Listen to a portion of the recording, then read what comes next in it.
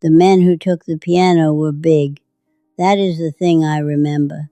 2 of them in overalls, red-faced from the cold, grunting and turning it sideways to get through the door. I was 10 years old. I stood on the stairs and watched. My mother stood in the hallway. She did not say a word. Her hands were at her sides, and her face was the way a face gets when it has decided not to show anything at all. I had never seen her face do that before. I have thought about it off and on for 83 years. People are going to wonder why I am talking about a piano. Stick with me. There is a reason. My name is Dorothea. Dot, if you have known me long enough, which most people have not anymore. 93 years old last March, which my doctor told me was remarkable, and which I told him was just stubbornness wearing a better coat. He wrote something down, I do not know what, probably something about difficult patients. The piano my mother had was an upright, dark wood, slightly out of tune, one of the lower keys stuck if you hit it wrong. She played it every evening after supper, while my father read the newspaper, and I did my schoolwork on the floor. Chopin sometimes. Hymns. And one other song I have never been able to name. Something slow. Something that made the house go quiet in a different way than quiet usually is. She sold it because she had to. My father had lost his work, and the piano was the most valuable thing we owned. I understood that. Even at 10, I understood that. What I did not understand was her face in the hallway. The stillness of it. Like something had been removed from her that you could not see the absence of, not right away, but you knew it was gone. I told myself I would buy her a new one. I was 10 years old, standing on the stairs, and I made myself a promise as serious as any I have ever made. I would buy her a piano someday, a good one, dark wood. I would find the song she played and teach it to her again. She died when I was 34, ovarian cancer, fast, the way the worst things are. I never bought her the piano. I have carried that for 59 years, not loudly. It does not announce itself. It is more like a stone in your pocket. You forget it is there most of the time, and then you reach in for something and there it is. My husband Raymond worked in construction, poured concrete for 30 years. His hands were so rough by the end that when he touched your face, it felt like affection wrapped in sandpaper, which sounds like a complaint but was not. We had 41 years together in the same house, the one I still live in, the one with the front steps that have been meaning to be fixed since 1987. Raymond saved everything, not in the way of a man who did not trust you, in the way of a man who had grown up with nothing and intended to die with enough. He kept a record of every large expenditure in a ledger he bought at the hardware store. Brown cover, column for the date, column for the amount, column that said purpose in his handwriting, which was very small and very precise for a man with hands like that. I still have the ledger. I keep it in the kitchen drawer with the rubber bands and the takeout menus I never use.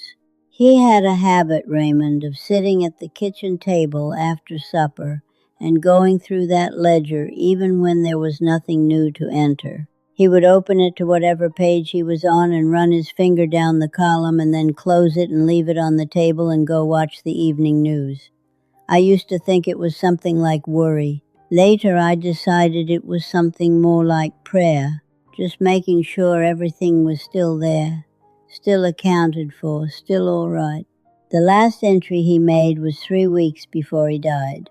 Furnace filter, $14, replace every 3 months. He underlined the 3 months. He knew he would not be the one doing it. I think that was his way of telling me. I still replace the furnace filter every 3 months. I write it on the calendar. I do not know if that is grief or just housekeeping. Probably both. We had 3 children, Catherine the oldest, then Robert, then my youngest, Nell. Catherine is 68 now and lives 40 minutes north, which in practice is about as far as the moon, because we see each other at Thanksgiving and Christmas, and that is the arrangement, and neither of us has pushed against it. Catherine is responsible and organized and very efficient in a way that made her an excellent department head and a slightly exhausting daughter. She loves me. I know she loves me. She just loves me from a distance. Robert is 65. He married a woman named Frances, and they moved out west when the children were small, and now the children are grown, and Robert still calls every few weeks, but the calls are getting shorter, not from indifference. I think from guilt. Guilt makes people smaller on the phone. Nell is my youngest. She is 62. She lives close, 20 minutes, and she comes by on Saturdays with groceries I did not ask for and opinions I did not ask for either, which is fine because I like her company more than I like admitting it. Nell is the one who noticed the front steps needed fixing. She is also the one who has not fixed them, but she notices them every single time, which is something. Nell has Raymond's way of standing. Feet a little apart, weight back, like she is waiting for something heavy to arrive and intends to be ready for it. I notice it every time she walks through the door, and I never say anything because some things you just keep. It was April. I was in the bedroom folding laundry. I still do my own laundry. I want that noted. And Catherine and Robert were in the kitchen. They had both come down for what they called a family conversation, which I learned long ago is what adults call it when they want to talk about something you are not going to like. I was not in that kitchen, but the house is small and my hearing is better than they think. Robert said at some point that they needed to think about realistic options. Catherine said something about the market and the house and something about timing. Robert said the house was the main thing, that if they waited much longer, and then he stopped, and Catherine said quietly, she is 93. As if that settled it, as if 93 was a kind of answer. I stood in the bedroom with a folded towel in my hands. Raymond's side of the closet still has his shirts in it. I do not know why I have not moved them. I open the door sometimes and look at them, and it is not grief exactly. It is more like evidence, proof that a man was here, that the house was full once. There is a flannel one, dark green, that he wore on Saturdays when he was doing something around the yard. It has a small burn hole near the second button from where a cigarette caught it. Years ago, before he quit, he kept the shirt anyway. I asked him once why he kept it, and he said the hole was not in a place anyone would see. I set the towel down on the bed. I went and sat in the chair by the window. I sat there for a long time, and what I thought about was not the house or the timing, or what my children meant when they said realistic options. I thought about a piano. I did not say anything to Catherine and Robert that day. They came in to check on me before supper, and I was sitting in the chair reading, or appearing to read, and we had a pleasant enough conversation about nothing. Robert looked relieved. Catherine looked efficient. They left after dinner. That night I opened Raymond's ledger, not to look at anything specific, just to sit with it. His handwriting is so small, you would think a man with hands like that would write in big block letters. He did not. He wrote very carefully, like every entry mattered. There was one from 1,991 piano lessons Nell, $22 per month, and below it in parentheses in smaller writing than the rest, good for her, keep going. Raymond never said things like that out loud. He wrote them in ledgers. I closed it and put it back in the drawer. The next morning I called Nell. I want to buy a piano, I said. Silence. Then, Mom, you do not play. I know, I said. I still want one. She came over that Saturday. She looked at the living room the way you look at a space you are already measuring in your head for when it becomes yours. Then she looked at me, and something in my face must have told her that this was not a request open for discussion, because she said, okay, what kind? We found it at an estate sale in the next town over, an upright, dark wood, slightly out of tune. I saw it across the room, and I knew it before I got there. The man selling it said it needed tuning, that the previous owner had let it go, that if I wanted he could give me the name of someone. I said I would take it as it was. Nell looked at me sideways. She has a way of looking at me sideways that is so much like her father. It sometimes stops me cold. She did not say anything, though. She knows, Nell, when to leave a thing alone. She learned that later than I would have liked, but she learned it. We had it moved to the living room, against the wall where Raymond's reading chair used to be before I moved the reading chair closer to the lamp, because the light had been wrong for 20 years and I had never said so. The men who delivered it were big, red-faced from the effort. They grunted getting it through the door. I watched from the hallway. I did not cry. I wanted to, but I did not, and I think my mother would have understood that. Catherine found out through Nell, who told her without meaning to, or maybe meaning to. I have never been entirely sure about Nell's accidents. Catherine called me that evening. A piano, she said. A piano, I said. Mom, you do not play the piano. You have already told me that. It is a significant expense. It is, I said. Is something going on? Are you feeling okay? I thought about April, about realistic options, about Catherine's voice saying she is 93 in that particular way, like a number at the end of a column that finally adds up to something you have been waiting for. I am feeling fine, Catherine, I said. Better than I have in a while, actually. She said she would come by next week. She did come by.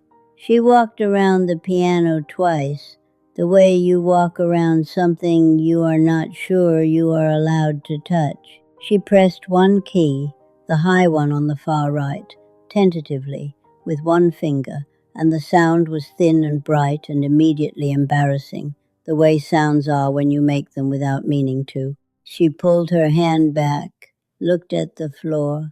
It is a nice instrument, she said. It is, I said. We stood there a moment. Outside a car went by. The refrigerator made its noise.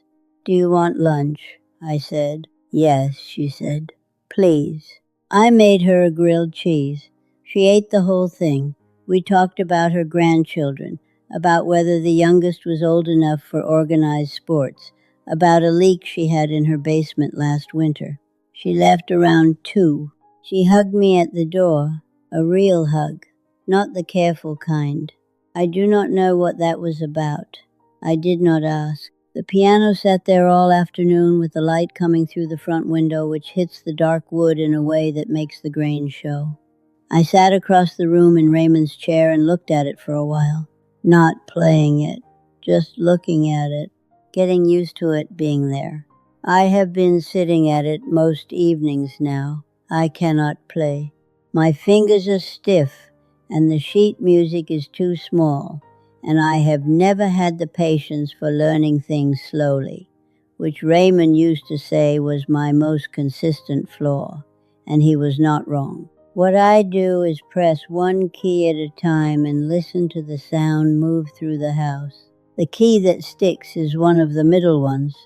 It requires a little extra pressure and then it gives, and the sound it makes is deeper than the others, more reluctant, like something that needed to be coaxed. I pressed the keys sometimes without looking, eyes closed, no particular order. The sounds do not make music, not really, but they make something, a presence. The room sounds different when they are going through it, fuller, less like a room waiting for something to happen. Nell came by one Saturday evening and sat on the couch while I was doing this. She did not say anything for a long time, just sat there with her coat still on, which is a thing she does when she is not planning to stay long, and then ends up staying anyway. I kept pressing the keys. The light outside was going. The room was getting that gray color it gets in late afternoon before you decide to turn the lamps on. Then she said, "What are you playing?" I said, "I do not know. My mother used to play something.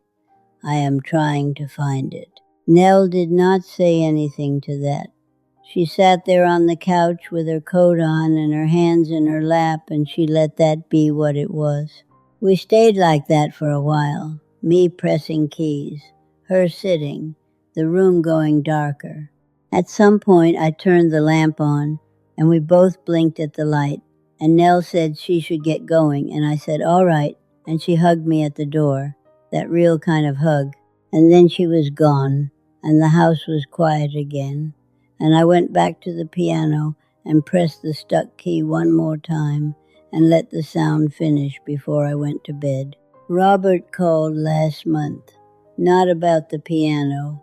He called to talk, actually talk, which is rare enough that I wrote the date down in the back of Raymond's ledger, in the margin, where Raymond never wrote anything. I felt strange doing it, but there was not anywhere else that felt right.